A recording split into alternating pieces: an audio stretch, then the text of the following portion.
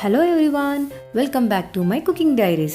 ఈరోజు very simple హెల్తీగా only 2 ఇంగ్రీడియంట్స్తో cabbage moong dal stir fry ఎలా చేయాలో చూద్దాం. దానికి కావాల్సినవి cabbage, next moong dal 4 to 5 teaspoons of moong dal. First water boil చేసుకోవాలి. వాటర్ బాయిల్ చేసుకున్న తర్వాత వాష్ చేసుకున్న క్యాబేజ్ మొత్తం యాడ్ చేసుకోండి. క్యాబేజ్ హాఫ్ బాయిల్ అయిన తర్వాత వాష్ చేసుకున్న పెసరపప్పును కూడా యాడ్ చేసుకోండి. చూపించినట్టు వాష్ చేసుకున్న పెసరపప్పుని యాడ్ చేయండి. రెండు బాగా కలిపి ఒక 5 minutes బాయిల్ అవనిద్దాం. పెసరపప్పు మనం చూసుకోవాలన్నమాట, బద్ద చెదిరినంత వరకు ఉడికించాలి. అదే బాయిలింగ్ మిక్చర్కి సాల్ట్ కూడా యాడ్ చేయండి, అది స్కిప్ అయ్యింది. ఇప్పుడు పెసరపప్పు ఎలా ఉడికిందో చూపిస్తున్నాను చూడండి. బద్ద మనం పట్టుకుంటే జస్ట్ చెదిరినట్టే, మొత్తం స్మాష్ అయిపోకూడదు. చూపించాను కదా.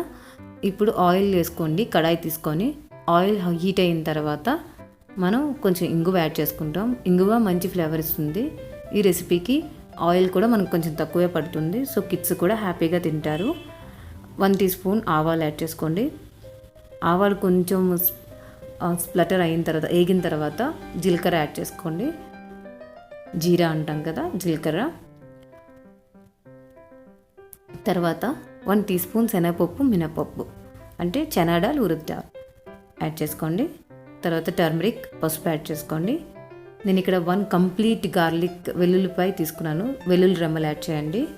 బాగా వెల్లుల్లి రెమ్మలు వేగిన తర్వాత కరివేపాకుని యాడ్ చేసుకొని ఒకసారి బాగా కలపండి. వెల్లుల్లి రెమ్మలు కొంచెం బాగా వేగితే చాలా ఫ్లేవర్ ఉంటుంది ఈ కర్రీకి. అండ్ స్పైస్ కోసం నేను రెడ్ చిల్లీ యాడ్ చేశాను. మీకు ఇంకా స్పైస్ కావాలంటే you can increase red chilli కౌంట్ని, ఇంకా ఇంక్రీజ్ చేసుకోండి.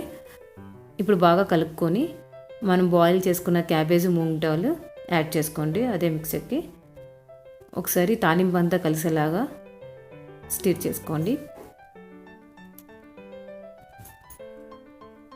బాగా కలిపిన తర్వాత మనం సాల్ట్ని యాడ్ చేసుకోవాలి. మనం బాయిలింగ్ మిక్సర్కి సాల్ట్ యాడ్ చేయమన్నాను కదా, అది చూసుకొని ఇక్కడ మనం అడ్జస్ట్ చేసుకోవాలి. సాల్ట్ కొంచెం సాల్ట్ పడుతుంది. ఆ సాల్ట్ యాడ్ అయిన తర్వాత మరొకసారి బాగా కలుపుకోండి. పసుపు అంతా బాగా కలిసేటట్టు ఒక 2 minutes మనం అలాగా ఫ్రై అవ్వనివ్వాలి.